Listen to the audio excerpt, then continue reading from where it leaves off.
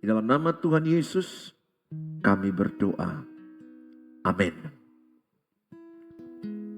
Shalom. Good morning semuanya, Bapak Ibu yang saya kasihi, saudara yang sudah saya anggap adalah keluarga bagi saya. Hari ini saya membawa tema kasih karunia Allah berlimpah bagimu.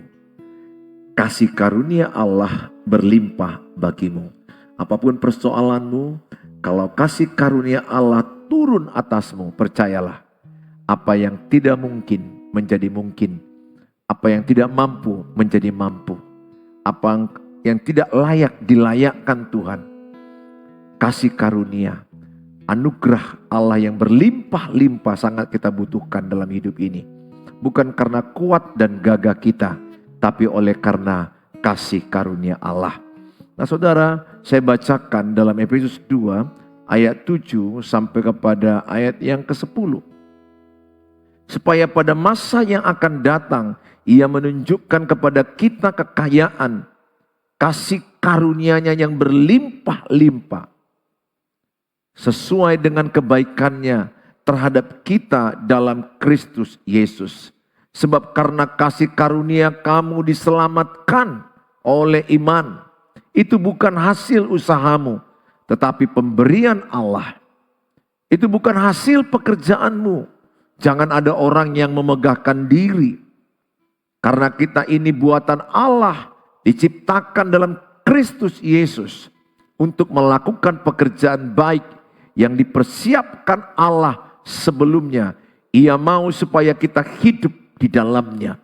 Saudara, suratan Rasul Paulus kepada jemaat Efesus, kalau kita lihat di ayat yang pertama, kedua dan ketiga, itu saya berikan poin yang pertama, bahwa setiap kita adalah orang-orang yang berdosa. Bahwa kita adalah orang-orang yang dahulunya adalah orang-orang yang berdosa. Kita manusia yang berdosa dan upah dosa adalah maut.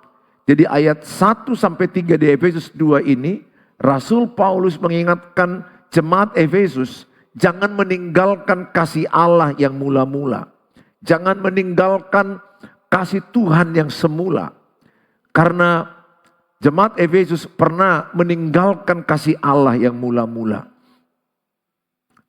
Rasul Paulus mengingatkan mereka, firman Allah mengingatkan mereka bahwa dahulunya kamu adalah hidup dalam dosa. Bahwa dahulunya kamu hidup dalam daging dan upah dosa adalah maut. Dalam Roma 3 ayat 23 semua orang telah berbuat dosa dan hilang kemuliaannya. Roma 6 ayat 23 upah dosa adalah maut. Saudara yang saya kasihi, tidak ada di antara kita orang yang tidak berdosa. Sejak kita lahir sudah ada dosa yang kita bawa, dosa turunan. Sehingga kita nggak perlu merasa lebih rohani dari orang lain. Semua kita lahir adalah orang-orang yang sudah membawa dosa, pabrik dosa itu ada di hati kita. Maka dikatakan di Yohanes 3:16, karena begitu besar kasih karunia Allah bagi kita, sehingga Ia mengaruniakan putra tunggalnya supaya setiap orang yang percaya kepadanya tidak binasa, melainkan beroleh hidup yang kekal. Kesadaran kita bahwa kita ini adalah sebenarnya orang yang layak dimurkai, orang yang layak untuk dibinasakan karena kita orang yang berdosa. Satu hal yang tidak boleh ada di hati Bapak Ibu, jangan merasa lebih baik dari orang lain. Jangan merasa lebih rohani dari orang lain. Jangan merasa gereja kita yang lebih didengar Tuhan dari gereja orang lain. Gereja kita lebih rohani dari gereja orang lain. Jangan. Semua kita sama di mata Tuhan. Sama-sama memiliki yang namanya dosa turunan. Hari ini saya mengajak kita semua, jangan lupakan kasih-Mu yang semula kepada Tuhan. Kasih-Mu yang semula yang berkobar-kobar melayani Tuhan. Sejak tahun 88 saya sungguh-sungguh mengenal Tuhan.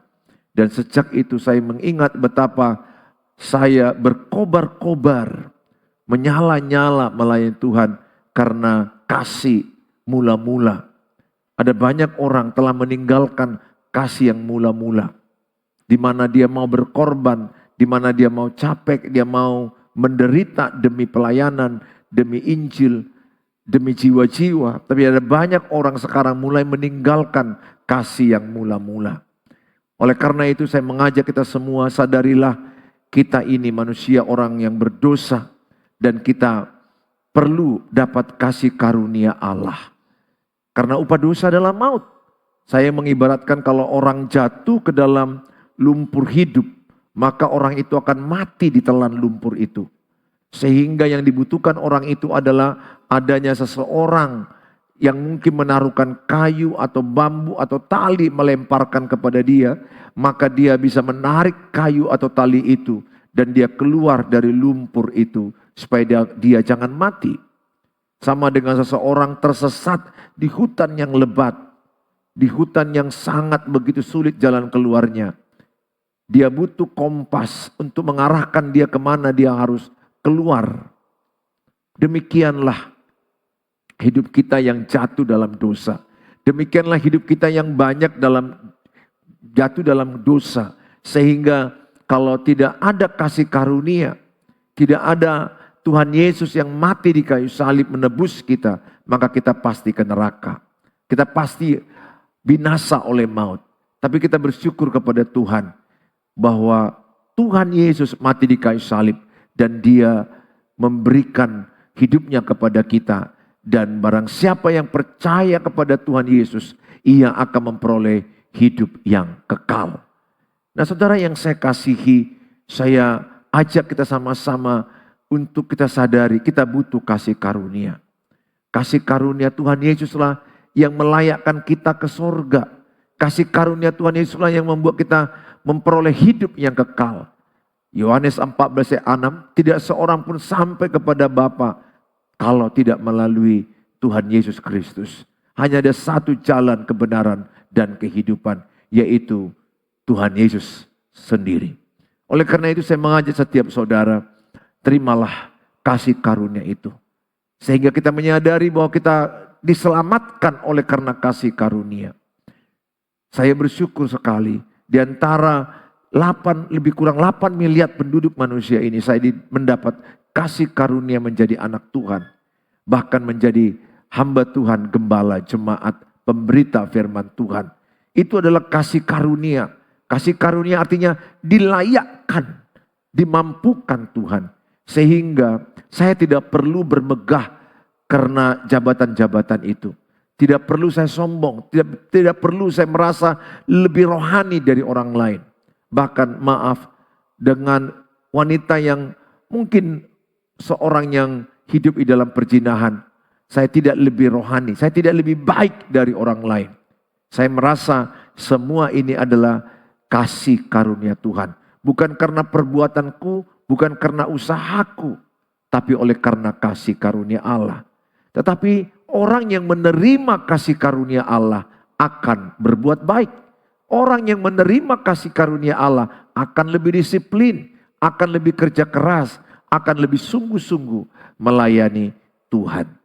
Yang kedua adalah kita diselamatkan oleh karena kasih karunia. Di Efesus 2 ayat 4-9 bahwa kita ini orang-orang yang mendapatkan kasih karunia Tuhan. Melimpah kasih karunia Tuhan lewat penyalipannya, lewat kematiannya di kayu salib. Kita yang harusnya mati disalibkan, tapi dia menggantikan kita. Kita yang harusnya berdosa hidup dalam kebinasaan, tapi oleh kasih karunia Tuhan kita diselamatkan. Oleh karena itu kita sangat bersyukur menerima kasih karunia Tuhan. Ini yang penting yang perlu saya khotbahkan, saya ajarkan kemana-mana. Supaya mau menerima kasih karunia Tuhan. Saya pun tidak tahu siapa yang akan menerima keselamatan. Saya hanya memberitakan firman Allah. Memberitakan dalam Tuhan Yesus ada keselamatan. Dalam Tuhan Yesus ada hidup yang kekal. Di antara sekian banyak orang yang mendengarkan khotbah saya, ada orang yang menerima, ada orang yang tidak menerima. Itu adalah bagian daripada Tuhan. Sesuai dengan kasih karunia Tuhan yang diberikan kepada orang-orang yang akan diselamatkan. Jadi saya tidak bisa memastikan kalau saya sudah beritakan Injil kepada orang, saya beritakan Tuhan Yesus kepada seseorang, apakah dia pasti selamat? Saya tidak ada bisa pastikan itu. Bagian saya memberitakan Injil, bagian saya memberitakan kabar baik, bagian saya memberitakan Tuhan Yesus adalah jalan keselamatan itu. Nah saudara yang saya kasihi, kita sangat bersyukur kalau kita sudah dipilih Tuhan menjadi anak-anaknya. Itu adalah berkat yang terbesar dalam hidup kita. Berkat terbesar dalam hidup kita adalah menerima salib Tuhan Yesus. Menjadi anak-anak Tuhan Yesus. Oleh karena itu, kalau kita sudah sadar, kita orang berdosa harusnya menerima kebinasaan. Tapi oleh karena kasih karunia-Nya, kita digantikan posisi kita. Kita tidak disalibkan, tapi Tuhan Yesus yang disalibkan. Dan barang siapa yang menerima Tuhan Yesus Kristus di hatinya, maka dia disebut anak-anak Allah dan memperoleh hidup yang kekal. Tentunya ada tanda-tanda orang yang disebut manusia baru. 2 Korintus 5 ayat 17, barang siapa yang menerima Tuhan Yesus, ia disebut manusia baru, ciptaan baru. Yang lama telah berlalu, yang baru telah datang. Jadi kalau saya berkata saya terima Tuhan Yesus di hati saya, maka hidup lama saya itu saya tanggalkan. Hidup kedagingan, hidup dosa, hidup duniawi saya tinggalkan. Saya tanggalkan, saya kenakan hidup baru, hidup Yesus. Pikiran Kristus, perkataan Kristus, perbuatan Kristus. Tidak langsung sempurna, itu proses. Tapi paling tidak saya akan memperlihatkan kepada orang lain aroma Kristus lewat perkataan saya, lewat pikiran saya, lewat perbuatan saya ada aroma Kristus. Sehingga saya menjadi suratan Kristus yang terbuka. Demikian juga saudara menjadi suratan Kristus yang terbuka. Tidak cukup kita hanya berkata, oh oleh karena kasih karunia Tuhan. Tapi kita tidak menunjukkan cara hidup kita menerima kasih karunia itu. Orang yang menerima kasih karunia itu hidupnya lebih rohani, lebih sungguh-sungguh, lebih kerja keras, lebih disiplin, lebih takut akan Tuhan. Di sini banyak orang mungkin salah berkata oleh karena kasih karunia Tuhan, tapi hidupnya hidup dalam perjinahan tiap hari, hidup di dalam kebohongan, hidup dalam hawa nafsu, kedagingan. Tetapi mulutnya berkata, aku diselamatkan oleh karena kasih karunia Tuhan.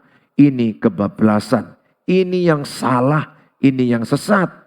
Sehingga kita perlu menyadari, kalau seseorang itu sudah menerima kasih karunia, dalam kitab 1 Korintus dikatakan, dia semakin lebih bekerja keras, lebih rajin, lebih sungguh-sungguh melakukan pekerjaan Tuhan.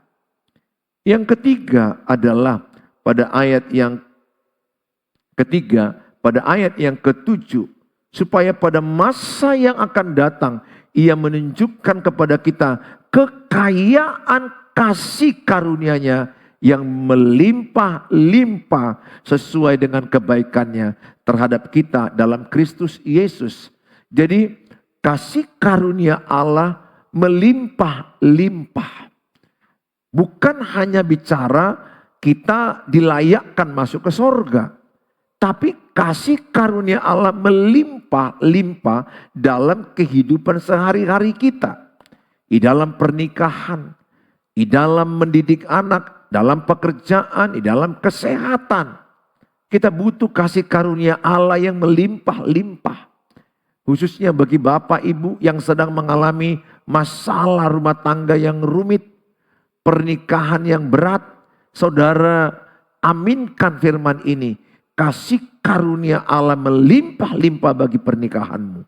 Kasih karunia Allah melimpah-limpah bagi keluargamu, bagi anak-anakmu.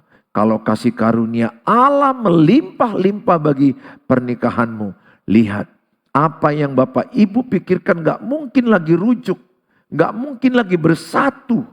Tuhan sanggup melakukannya. Itu yang saya maksudkan, kasih karunia Allah berlimpah-limpah, dimampukan, dibisakan Tuhan, diberi hikmat daripada Tuhan. Demikian juga mungkin masalah keuangan, masalah pekerjaan, masalah usaha. Mungkin sedang mengalami drop keuangan, tagihan yang begitu banyak, cicilan tidak dibayar, kebutuhan anak-anak yang sangat banyak. Saudara, katakanlah kepada Tuhan, kasih karunia Allah berlimpah-limpah bagiku. Kasih karunia Allah berlimpah-limpah bagi usahaku. Sehingga engkau akan melihat apa yang tidak pernah kau lihat, apa yang tidak pernah kau dengar, apa yang tidak pernah kau pikirkan, apa yang tidak pernah timbul di hatimu akan disediakan Tuhan. Dalam kehidupan kita banyak hal yang bisa kita terima lewat kasih karunia Tuhan. Ada banyak orang tidak mampu beli rumah, dikumpulkan gaji suami istri tidak mampu. Tetapi ketika turun kasih karunia Tuhan, Tuhan buka jalan. Mereka bisa beli rumah. Kasih karunia Tuhan juga memampukan mereka bisa beli mobil karena mereka butuhkan. Anak-anak mereka bisa kuliah sampai S3. Kasih karunia Tuhan juga bisa menyembuhkan orang sakit kanker. Yang mungkin menurut manusia akan mati. Tetapi kalau kasih karunia Tuhan, anugerah Tuhan berlimpah-limpah. Orang yang menyatakan sakit kanker stadium 4 akan mati. Tapi kesembuhan bisa dapat terjadi. Kenapa? Kasih karunia itu unlimited. Tanpa batas. Apa yang sedang mau saudara lakukan? Membangun sekolah kah? Membangun gereja kah? Membangun rumah kah? Usaha kah? Yang paling utama kita butuhkan adalah kasih karunia yang berlimpah-limpah. Kita dimampukan, kita dilayakkan sehingga kita bisa mengerjakannya. Demikian juga masalah rumah tangga, masalah pernikahan, masalah mendidik anak, hubungan dengan keluarga mertua. Yang kadang-kala begitu rumit, begitu sulit. Tetapi saya mau katakan, kalau kita berkata kasih karunia Allah berlimpah-limpah, percayalah Tuhan sanggup membuka jalan. Bagi Allah tidak ada yang mustahil. Bagi orang percaya tidak ada yang tidak mungkin. Pesanku sama saudara, selalulah katakan kepada Tuhan, saya mau hidup di dalam kasih karuniamu. Katakan setiap pagi, setiap hari, aku percaya kasih karuniamu memampukan aku melewati lembah kekelaman ini. Kasih karuniamu memampukan aku melewati kesulitan ini. Kasih karuniamu memampukan aku sembuh, aku sehat. Kasih karuniamu membuat aku berhikmat, bijaksana, mengelola usaha. Dan usaha kami bangkit, keuangan kami bangkit. Saudara yang saya kasihi, sekali lagi, kasih karunia artinya kita dilayakkan Tuhan. Kita dimampukan Tuhan. Oleh karena itu, rendahkanlah hatimu supaya Tuhan meninggikan engkau. Orang yang tinggi hati pasti akan jatuh. Amsal katakan, kesombongan adalah awal dari kehancuran. Kesombongan adalah awal daripada kehancuran hidup seseorang. Saudara yang saya kasihi, kita diselamatkan, poin ketiga, untuk melakukan pekerjaan baik. Efesus 2 ayat 10 dikatakan, karena kita ini buatan Allah, diciptakan dalam Kristus Yesus untuk melakukan pekerjaan baik yang dipersiapkan Allah sebelumnya.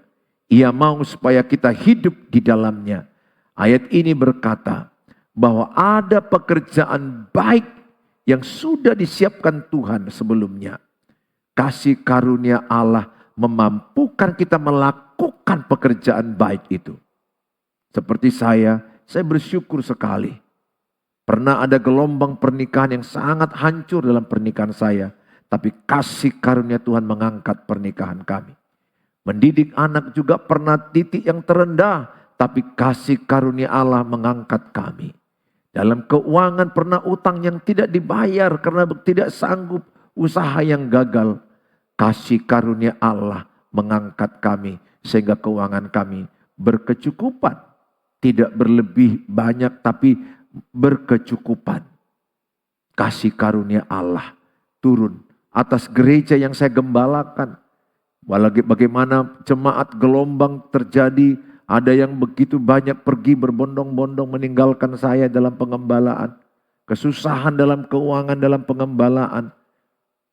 Tapi saya melihat kasih karunia Tuhan memampukan gereja ini membeli gedung, membangun gedung, dan puji Tuhan, jemaat bertambah-tambah terus. Kasih karunia Tuhan juga memampukan saya ada di YouTube yang Bapak Ibu lihat ini. Bukan karena kekuatan saya.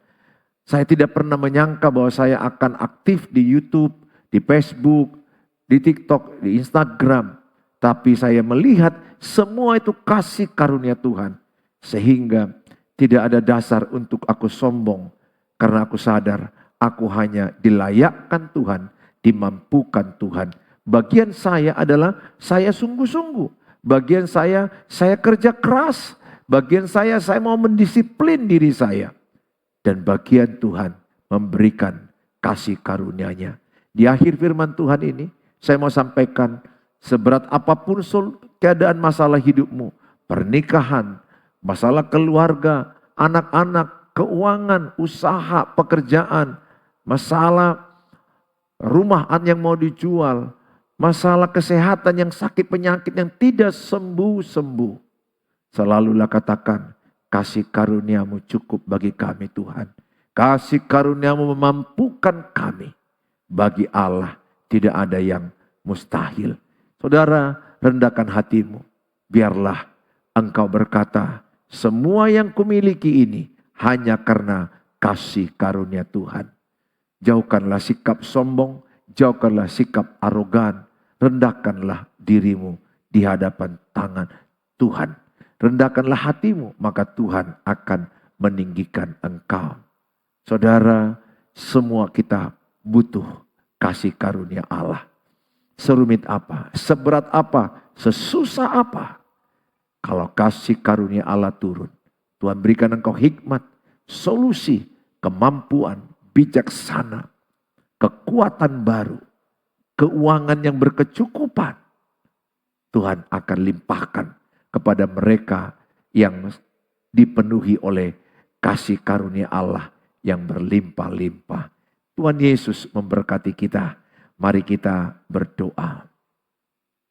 Bapa di sorga, dalam nama Tuhan Yesus, semua anak-anak-Mu yang menyaksikan tayangan ini dimanapun mereka berada, kami memberkati mereka. Kasih karunia-Mu berlimpah-limpah. Mungkin mereka sedang mengharapkan lulus ujian CPNS. Biarlah oleh kasih karunia-Mu mereka mampu.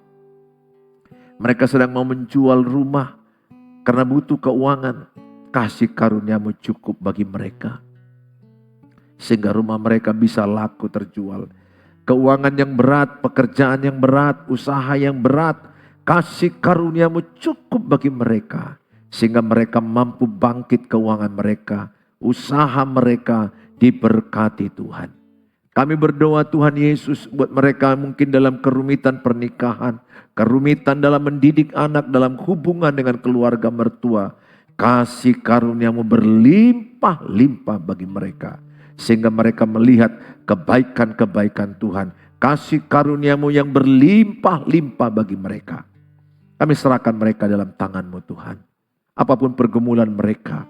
Sakit penyakit yang tidak sembuh-sembuh. Sakit penyakit yang begitu banyak mungkin obat yang mereka makan. Hamba-Mu berdoa, biarlah kasih karunia-Mu berlimpah-limpah bagi mereka yang sakit.